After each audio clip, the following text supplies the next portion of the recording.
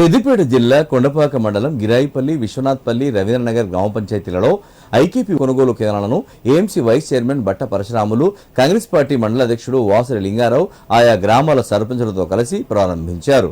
ఈ సందర్భంగా మాట్లాడారు.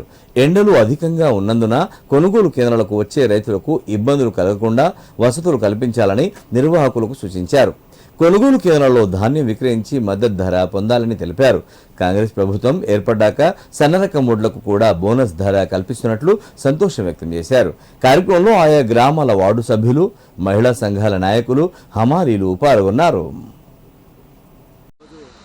కొండపాక మండలంలోని దర్గా మరియు రాంపల్లి, గిరాయిపల్లి, రవీంద్రనగర్ గ్రామాలలో ఐకేపీ సెంటర్లు మా ముఖ్య అతిథిగా వచ్చినట్టు market committee chairman, vice chairman, అదేవిధంగా ఏఓ గారు, ఎంపీడీఓ గారు, ఏపీఎం గారు, వివిధ గ్రామాల ఏఓలు, పంచాయత్ సెక్రటరీలు, అక్కడున్న మన గ్రూప్ సభ్యులు అందరూ పాల్గొనడం జరిగింది.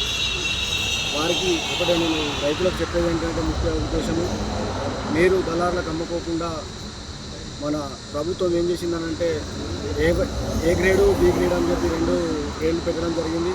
అందులో భాగంగా ఏ గ్రేడ్ వచ్చేసి 2389, బి గ్రేడ్ వచ్చేసి 2369 రూపాయలు.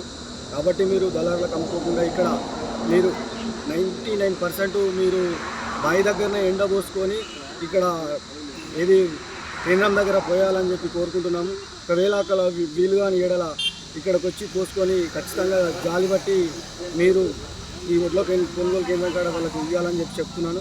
అదేవిధంగా వీరికి పిఎస్సి డైరెక్టర్లకు కానీ, అదేవిధంగా ఏపీఎం ఏఈఓలకు కానీ ఒకటే విజ్ఞప్తి చేస్తుంది ఏంటంటే, ప్రతి సెంటర్ కాడ వాటర్ వసతి ఎండాకాలం కాబట్టి ఎండలు బాగా కొడుతున్నాయి కాబట్టి ఖచ్చితంగా వాటర్ వసతి పెట్టాలని చెప్పి, అదేవిధంగా చెట్లు లేని దగ్గర ఒక టెంట్ కూడా వేయాలని చెప్పి నేను అధికారులను కోరుతున్నాను. ఎందుకంటే ఈ చెడ్డ పేరు మీకు కాదు, మా ప్రభుత్వానికి వస్తుంది. ఈ సెంటర్లలో కనీసం వాటర్ కూడా పెట్టలేరు, కనీసం టెంట్ కూడా వేయలేరని చెప్పి ప్రభుత్వానికి చెడ్డ పేరు వస్తుంది. కాబట్టి నేను అధికారులకు ఒకటే విజ్ఞప్తి చేస్తున్నాను అంటే, ఖచ్చితంగా వాటర్ ఫెసిలిటీ మరియు టెంట్ వేసే విధంగా చూడాలని చెప్పి మీ ద్వారా తెలియజేస్తున్నాను.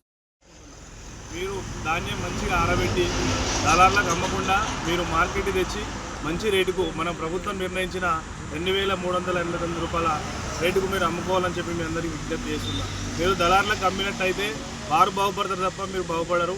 అనవసరంగా మీరు మిమ్మల్ని మోసం చేసి వాళ్ళు ఏదో రకంగా ఉంటుపోతారు. కాబట్టి మీరు బయట కాకుండా ఖచ్చితంగా గవర్నమెంట్కి అమ్ముకోవాలని తెలియజేసుకుంటూ, అలాగే తేమ వచ్చే విధంగా ఇక్కడ ఉన్న వారిని ఎవరిని ఇబ్బంది పెట్టకుండా తేమ వచ్చే విధంగా మీరు తీసుకొచ్చి అమ్మినట్టయితే ఏ మిల్లో కూడా ఇబ్బంది ఉండదు, మీకు ఎటువంటి కటింగ్లు ఉన్నాయి.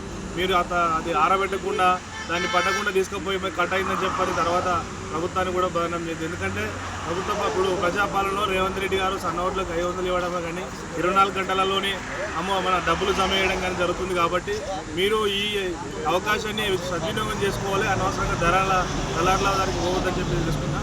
అలాగే కాంగ్రెస్ పార్టీ మనకు ఈరోజు కనీస మద్దతు ధర అనేది ప్రకటించింది కాంగ్రెస్ పార్టీ.